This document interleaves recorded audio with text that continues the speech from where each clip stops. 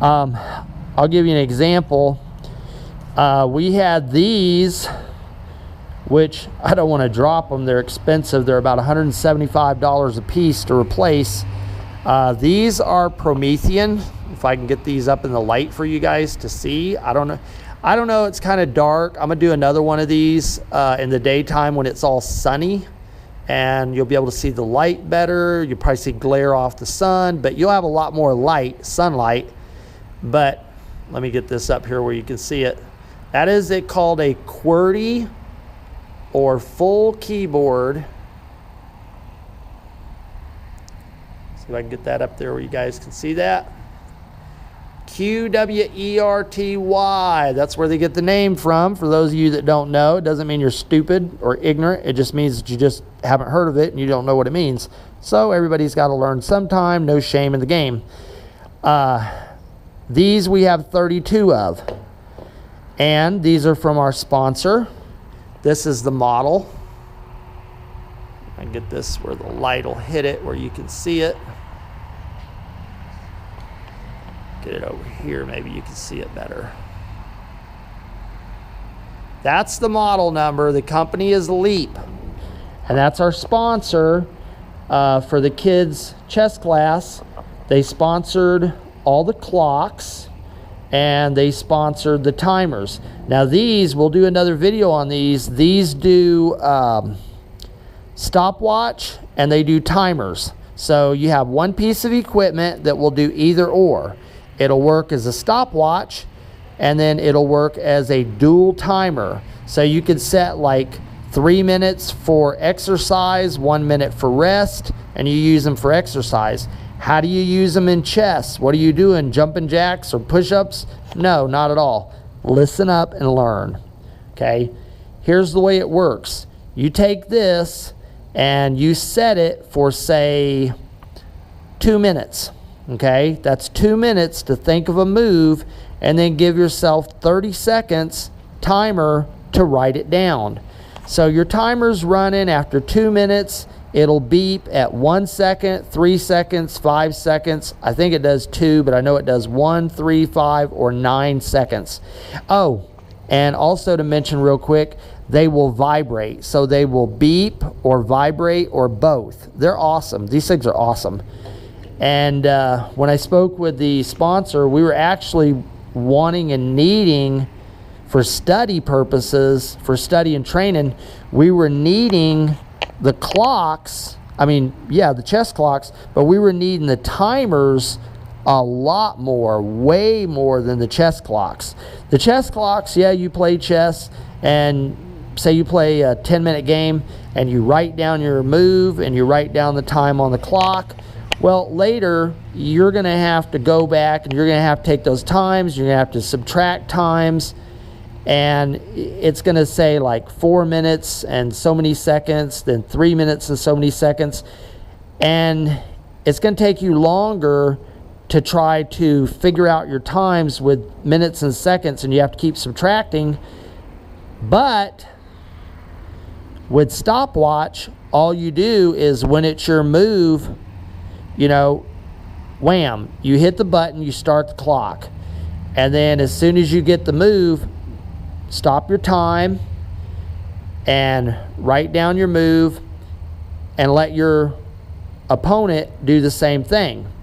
When your stopwatch, whoever has it, because they do stopwatch mode, when your stopwatch hits 5 minutes, that's just like having a 5-minute game on each side, like playing blitz. Or when your stopwatch total time adds up to 10 minutes. But that's going to be real simple. You're going to look at it and it's going to say, oh, minute and 10 seconds. You know, or it's going to say minute and 23 seconds, 2 minutes and 48 seconds, or whatever number. You know, or it might say 12 seconds, 3 seconds, whatever. But those are what we use for training, and we use them for puzzles. And later, they'll get where they actually use the stopwatch and the chess clock both. They use them both at the same time. So we use a lot of technology. I really want to do these in the daytime. Tonight, I just wanted to come out and speak closer to the GoPro so you can hear my voice and the audio comes out. Let me know if the audio is not loud enough or you can't hear the audio. But going back to these, they will do Likert scale, which is, what is a Likert scale? A Likert scale or rating scale, like on a scale of 1 to 10, how do you rate today? 1, it sucks. 10, it's awesome. And then everybody puts in, you'll have like on a scale of 1 to 10, and then you'll be able to put in numbers. Like, I'll try to pull it up here where you can see it. If you can see the numbers, I believe the numbers are in the orange right along the top row. Can anybody see those in the video? Can you see the numbers? See, there you go. And you use those when you're doing like in class, when you're doing like the Promethean Smart Board, which is your IWB interactive whiteboards. Your progressive schools use them. They're like a whiteboard you can write on, you can display internet, you can do touch screen on them, you can do all kinds of stuff. These you can do sequence, like put these sequence and events in order. Did they lose knight or bishop first, or did they lose a rook? Like, which one of the pawns, and you have 1 through 8, which one of the pawns did they lose first? What was the first pawn that they lost in the game? It doesn't mean what was traded. It means the first pawn that your opponent got. Which one of your pawns was the first pawn that your opponent captured? Okay, so the first pawn you lost. You can do them in sequence, and you can say, what were the first 3 pawns that you lost? And these will do text input like Twitter. So what'll happen is you have them text an answer, and you say like, what were the first 3 pawns? What were the last 3 pawns? Let's say the last 3 pawns, and where were they? And let's say that, for instance, hypothetical, let's say that it was your pawns H3, G4, F5. And you say, well, how was that? Okay, because if your pawns are going that way, somehow they got that pawn, and then maybe you captured back, maybe a piece was exchanged here, or somebody put a piece here, you put one of your pieces, they captured it, you captured it back with a pawn, and then they captured.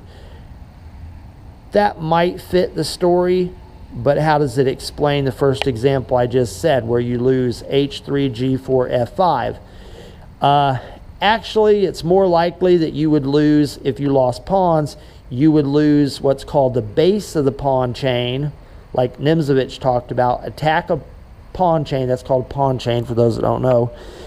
It means a line of pawns all connected. But anyway, for those of you that know, it would be more likely that it's not, if it's a true or false, it was H3, G4, F5, ain't false. If you had to put them in sequence, then it would be F5, G4, H3. And there's a lot of ways you can do it, but they use these in class to do sequence, to do multiple choice, like it'll display it, and you put those in as the teacher or instructor, and they're called learning management systems or learner response systems, LRS. But what you would do is you would say multiple choice, where is the base of the pawn chain? And then what happens is people, oh, we have a spider. Uh-oh. Oh, hope it's not a brown recluse. Oh, I hate spiders. I don't care. I hate spiders. The thing might be poisonous. Maybe it's not, but I'm not going to take a chance. It's brown recluse. Oh, look, a little spider. Oh, it bit me. That's for the kids watching. Look. Oh, look, kids, a little spider. Oh, it bit me. It's a brown recluse. Ah! No. Don't mess with spiders, especially if you don't know if they're poisonous or not, because some spiders are poisonous. So going back to this, what you can do is you can use these to be high tech, And they'll do multiple choice, like I said, the sequence and the other stuff. They do text input, like you can do just like Twitter, 140 characters, and you can say, tell me in 2 or 3 sentences what is the base of a pawn chain. And then people they text in their answer, and you could have it set up so that you could have like answer A, B, C, D, but on here it'll usually show A, B, C, D, like that. But as you can see, it's not just using chess clocks, it's using or incorporating other technology, and that's one of the things that separates PC Chess Club from other chess clubs in the area.